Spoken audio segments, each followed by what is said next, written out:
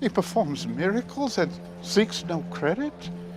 Well, what does he look like? Is he a member of Sanhedrin? Would you at least know him if you saw him again? I don't know why I am sharing this with you. I don't understand it myself. But here is what I can tell you. I was one way. And now I am completely different. And the thing that happened in between was him. Well, welcome and hello. This is a special entertainment report by the Desert Review on the off-Hollywood phenomenon that is the Chosen television show. I'm your friendly neighborhood reporter, Roman Flores, and I'm here with executive producer, Derral Eves. Firstly, hello and thank you, Mr. Eves, for accepting this interview. Hey, Roman, I'm really excited because you're the friendly neighborhood reporter. Like, we need more of this, right? Yeah, that's a nod to my temperament and also Spider-Man. we just come on, Spider-Man all the way, but it's great. No, I love it. I love it a lot, Roman. So let's get to know a little bit about you, Mr. Eves. Tell us a little bit about yourself. Well, I'm a family man first. I'm married to an amazing woman, and we have 5 beautiful children. And for me, it's all about God, and it's all about my family. And I live close to my parents. They're like four houses down from where we're at. And I view family as the most important thing in life. And so I forewent moving to a bigger town where I could do a lot of my profession there, just so that my kids could have their best friends be their cousins. I live in small town USA and got my degree in marketing and advertising. And I started an agency, did a lot of stuff online, which is great because I could live in a small town, just needed an internet connection. Been doing that since 1999. And come 2005, I got really involved with YouTube. And was working with some of the biggest brands of the world, just right out of my own home, and then some of the biggest YouTubers on the planet. And I'm one where I have a mission of identifying people that would bring more good into the world than make the world worse. And being a father of 5, I see the world that my kids live in, and there's a lot of filth out there. I mean, it's Babylon. you got a lot of darkness out there. And when I see that these kids and YouTubers that they're attracted to aren't the best examples, I'm like, oh, we got to change that. And I'm not one to set back and just say, okay, I hope you watch better stuff. I'm like, no, I'm going to proactively help people that are what I call net positive creators that are putting light into the world instead of sucking all the light out of the world. Right. I have a really close friend that we worked on several projects together, show me a piece of content that pretty much transformed me 100%. And I want to tell you about this because there's only a couple times in life where I knew that there's something special about this. And it was a short film about the birth of Jesus Christ. So the nativity of this nativity that we've seen a million times of, but it was done differently. And it was a short film that this creator made for his church. Mm-hmm. And it was through the perspective of the shepherd. And I was so touched because I never saw the nativity done that way. I always saw it through Mary and Joseph's eyes, or, third person that's just watching Mary and Joseph do the whole thing. Mm-hmm. And it hit me to a core because the shepherd was like the lowest class citizen that you can be in first century. And then the second thing is, who did the angels appear to? The shepherds. And who actually validated that the King of Kings was born? The shepherds. And so you're getting that perspective of how that story played out. Mm-hmm. And I thought 2 things. Number 1, this is a low budget film. Okay. 2, what if that guy would have a big budget? What could he do? Because this is hitting home. And there's a scene where this shepherd just wanted to learn about the Messiah, wanted to learn about, Jesus, who didn't know who Jesus was, just the Messiah. And he went into a synagogue and they said, oh, you don't belong here. And they kicked him out. And what happened next is what transformed me. And I'm like, I gotta do something with this creator. It's the shepherd left and got stopped by a guy who was helping his wife into town because they had to come pay taxes. And they were looking for the closest well because his wife was thirsty. And come to find out, that was Joseph and Mary, right? And so he told them where the well was, and then he thought, wait a minute, no, I got water right here. And he gave Joseph the water, and then it went to Mary. And how symbolic that water was, because here is the water of all living, the water of eternity that's about to be born. And yet it hit, and it was like, oh man, I was crying. I was hit to the home, and I turned to the guy and I says, I don't care what I do. If I just hold the light, I want to work on this project. He says, good. I was hoping you're going to say that, because I want to introduce you to the creator next week. And so I met the creator. His name's Dallas Jenkins, and my life changed since then. And that's how I got started in The Chosen. Was I met Dallas. We hit it off. I had skills that I felt God led me up to this point of meeting Dallas. And then he shared with me his vision that he had for The Chosen. And we had two problems. Number one, we had zero money in the bank. And number two, we had zero social following, which was two problems. And we started crowdfunding, which he thought was impossible. But that's kind of how the journey started. And when I met Dallas, within an hour, we were business partners, and we started the company, The Chosen. And we felt like he was led from his direction to that moment. I was led from my direction, and we met up. That was 3.5 years ago. And it's been a pretty interesting journey. Yeah. So, for those who have not seen yet, what is The Chosen?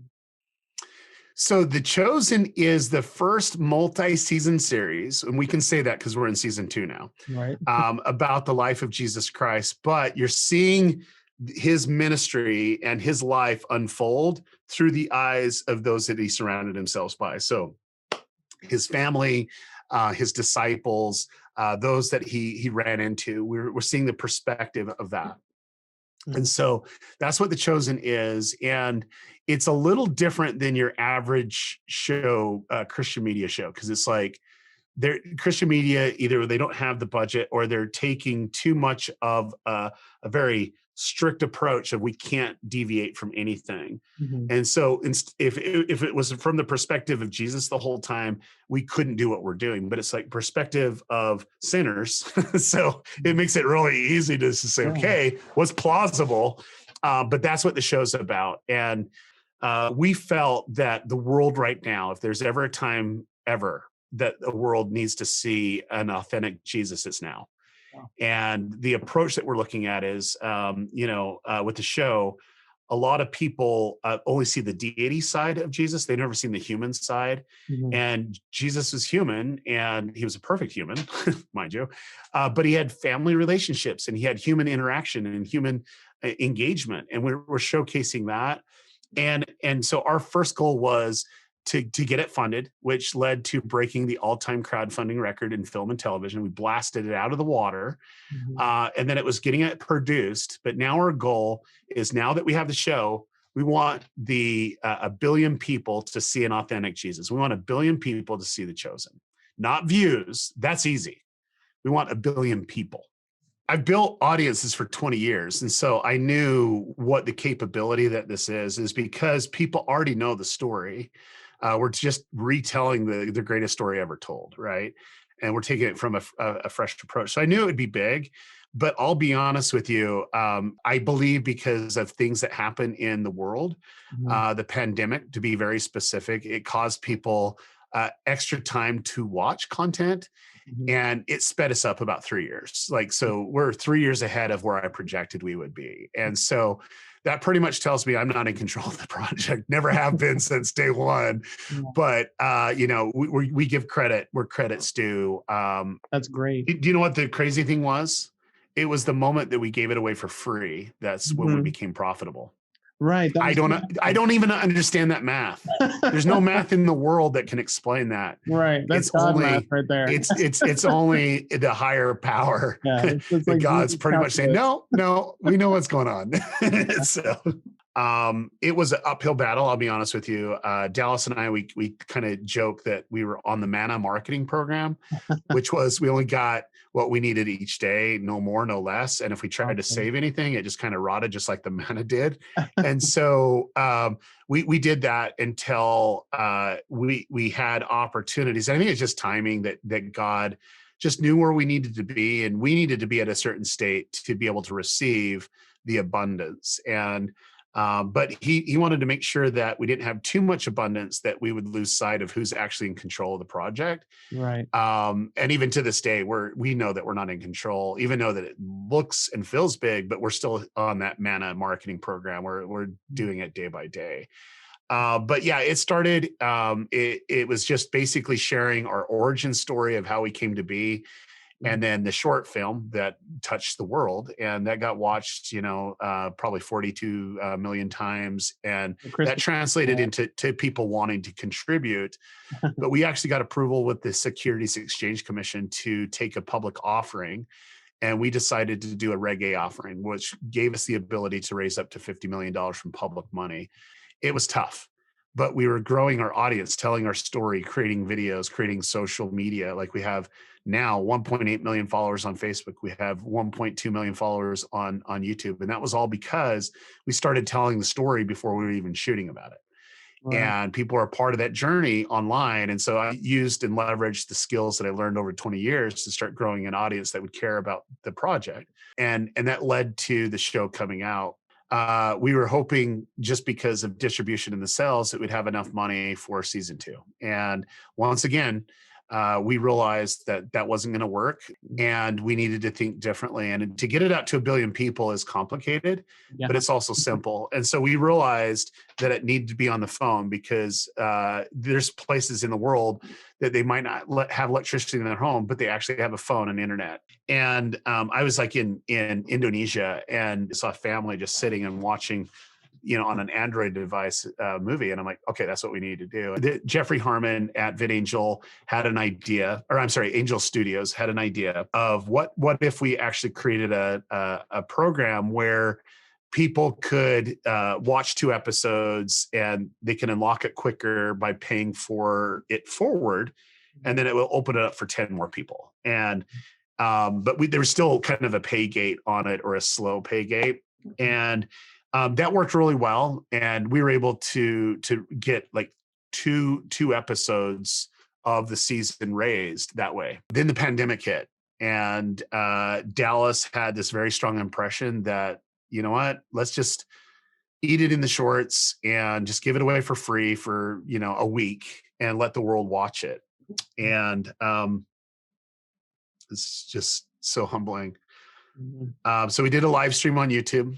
We did a live stream on Facebook. We did just everything that was there. We were going to watch The Chosen. We weren't even sending them to the app to watch The Chosen. And the first day, we actually made quintuple the amount of money that we made on the previous month, like in one day. And then it was quadrupled, quintupled, and then it just kind of started building upon it. And before the end of the live stream, we had almost all of season 2 funded. I think we got up to 6 episodes. Wow. And it just told us that to get to 1 billion people, we can't stop it by putting money in front of it. And what we needed to do was just have a way to contribute. We're not a nonprofit. It's not a donation. We're not a ministry, but they can contribute to get it out to more people, which is, we're in every country right now because of the app. We're translated in 70 languages because of the app. Yeah. And we're able to get it out to more people and finance future seasons, but because people pay it forward. When they watch it, they're like, okay, I want to I can get behind this. I want to see the show made. And they're able to contribute that. And that brings in getting it out to the servers and the bandwidth and getting it out there. It also has to deal with the team that's marketing it to get it out to 1 billion people. And then it goes in 100% of funding future seasons. And once again, like, that wouldn't have been our thought, because that's not business 101. It's like, charge, make money, expand your thing. This is like, make it for free. Right. I just can't get past that one. Make And it for the money free. will come. Make sure you're It's just praying like, a lot, and then let God do the rest. yeah, no, it's just like, no, it's like, make sure you're free, put your hands out like the children, the children of Israel for the manna, and it'll just drop into your hand what you need. And that's like 100%, that's the way it's been. God loves the world in this way, that he gave his only Son, that whoever believes in him shall not perish, but have eternal life. So this has nothing to do with Rome. It's all about sin. God did not send his Son into the world to condemn it, Nicodemus. He sent him to save it through him. It's as simple as Moses' serpent on the pole. Whoever believes in him will not be condemned, but whoever does not believe stands condemned already. Have you ever heard anything like this before? When it comes to moments in the Bible, we're accurate. Like we're word for word exactly what it is. But what we take liberty on is, why was that written in the Bible? What was plausible? So the best example is this, and this is what I give everyone, and they're like, oh, okay, I get it now. But we know that Peter lived in Capernaum. He was a fisherman. He had a brother named Andrew. We know that Andrew first found out about Jesus from John. And Andrew was a follower of John. And we know that Peter was married because he had a mother-in-law. We know that dynamic. And we know that Matthew was the publican of Capernaum. That was the Roman tax collector. And you're telling me a businessman in a small town with a Roman tax, or basically a Jewish Roman tax collector, Matthew, that they didn't intercede? Like, come on, don't tell me they didn't do that, because that's small and that's going to happen. So that dynamic of interaction. So what we always do, and this is the writers, this is Dallas and the writers, but it's like, what's plausible? Well, we know that they had to create some conflict, because the Roman oppression was real. It was 75% tax. I don't think people realize that. We think we have it bad. No, they had it bad. And then on top of it, they had to pay the Sanhedrin another 10% for tithe. So it's just like, okay, what they got just a few percentage left. That's why there's so much starving and thirst in the scriptures. And so that's happening, and that there was some friction. And so what we do is we take creative liberty, and that's the writers, on what could be plausible. How could it work? And if you look at the first 4 episodes, I think it did it's actually a masterful job at saying what was plausible, of why the parable of the gnats was so important, why Peter was in the position that he was. And some people says, you can't prove that he was. Well, you can't prove that he wasn't. But when it comes to the moments that Jesus interacted in the Bible, it is literally word for word for what it is. What do you think that is special about The Chosen that draws people in? I mean, Christians and non-believers alike. What is it that makes The Chosen unique?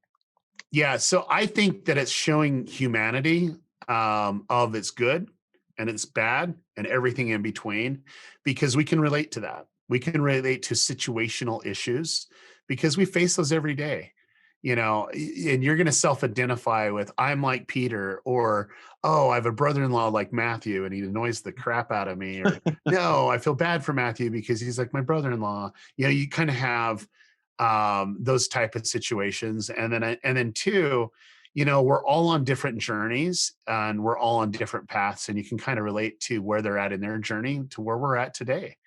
And I believe that there's a lot of similarities between first century when Jesus started his ministry and now. I think that we can look at the racism, the hatred, the bigotry, the wars, the contention. And when you look at where Jesus went, he went to supersede all that, right? And in the Jews' mind, he was there to come be the warrior commander and just to annihilate anyone that disagreed with him. But yet he declared his mission to a Samaritan woman. Okay, woman first off was zero class citizen, right? And then two, Samaritan, the enemy of the Jew. Right. It's just like, okay, that's where he did it. And he's like, okay, I'm the Messiah. And where did he start his ministry? Not in Judea, but in Samaria. And so I think that helps us understand that his mission and his importance of what he was teaching was for everyone, not for the chosen. You know, it's more for the people that he chose. And when you look at the diversity of people that he chose, they all come from different backgrounds and different connections, right? And then too, as he's going into areas, he's choosing people to become his followers, disciples, and to go out and start sharing the word. Right.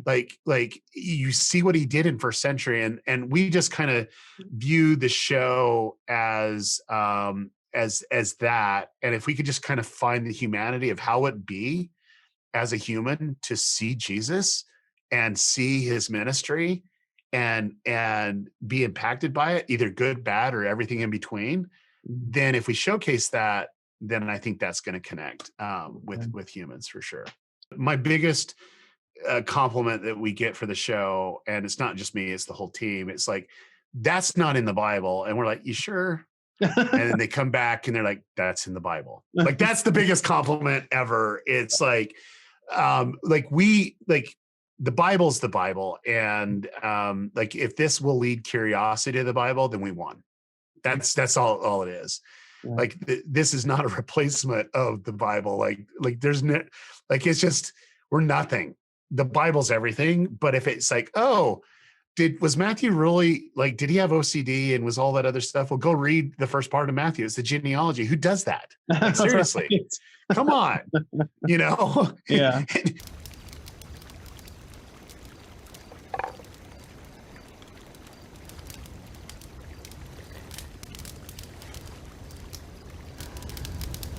Father, glorify me with yourself.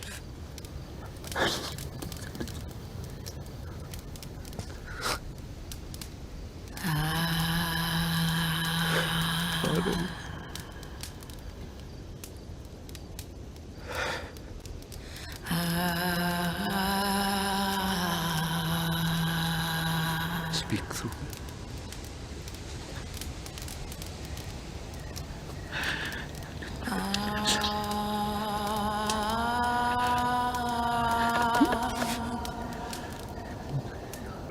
The best comment that I got was from a 12-year-old. I was talking to her because she was like starting her own army and getting it out to the youth. And I was just so touched. And she goes, look, I have been consuming, Christian media my whole life, and it felt distant. Jesus that is shown in The Chosen's my Jesus, because he's human, and I can relate with that. And I'm like, we always forget the other side of Jesus, and he was a perfect human, but he was an approachable human too. Right. He was one that was focused in on the one. And that's what we're trying to do here is to give all glory to Jesus and give all glory to his mission. But the reality is it wasn't easy for his ministry. And we're going to show that. With all this, how can people actually view The Chosen if they've never seen it before? Yeah, so they can go to thechosen.tv, or you can pick up your phone, go to your favorite app store. You just type in The Chosen and you can download it and be streaming onto your TV within seconds. You can watch it on Up Network and, VidAngel and BYU Television and TBN and, even in the Bible app, you can watch it there. But if you want to get up to all season 2, the only place to do that is in the app. So, and trying to go at least 7 seasons, correct? No, we will go 7 seasons. There's no ifs, ands, and buts about it. So we're going to go 7 seasons, or when Jesus comes. That's the only way we're going to stop. Perfect. And then 2, we're going to get it out to 1 billion people, or when Jesus comes. You can have the real thing, not this fake Jesus. Right. That's great. Speaking of thousands of people, I thought it was interesting. I tuned into the episode 6 premiere, and it was nice to see people in person, right? It was so great. Where was that? It was the national. NRB, National Religious Broadcasters. They have a Christian media conference, and What was really cool right? was we open it up and send out one text, and in 8 minutes, it was completely full. Thousands of people Yeah, it's all like packed in there. 1,400 people, something like that. Yeah. Yeah, wow, that's awesome. Yeah, I no, it's been great. I think a lot of people are hesitant to see this show. This show is connecting with youth. It's connecting with millennials, Mhm. and it's something that they're craving. And we don't want to force anything on it, but like we have so much online socially that you can watch. But we found that if someone started The Chosen, you give it 2 episodes, you pretty much have an 87.6% chance of binge watching it. Mhm. Just because everybody does. It's just like we know that. And I think the thing for it is once you experience it, you'll want to talk about it. And it is the easiest thing to share. It's an easy conversation starter because it's just good media, and you can talk to anyone about good media. You know, Mhm. if they can watch Game of Thrones, if billions of people could watch Game of Thrones, why can't we get 1 billion people watching this? Yeah. Perfect. Well said. That's a good note to end on there. In closing, thank you so much, Mr. Eves. It was a pleasure. Thank you for your time today. Thank you, Roman. Yeah, Appreciate it. we at the Desert Review wish you well. We hope the Chosen keeps taking the airwaves by storm for Christ, and God bless. Okay. Thank you so much. Thank you. Bye now. The one comfort we have is to know that we're doing it together. If not now, When? I'm here to preach the good news of the kingdom of heaven. I make a way for people to access that kingdom. In this world, bones will still break. Hearts will still break. But in the end, the light will overcome darkness. Hey there, it's Dallas. I'm the creator of The Chosen, and if you haven't seen season 1 or if you want to see season 2, you got to get The Chosen app. It's free, it's easy, it connects directly to your streaming device. You don't even need a subscription. Go check it out.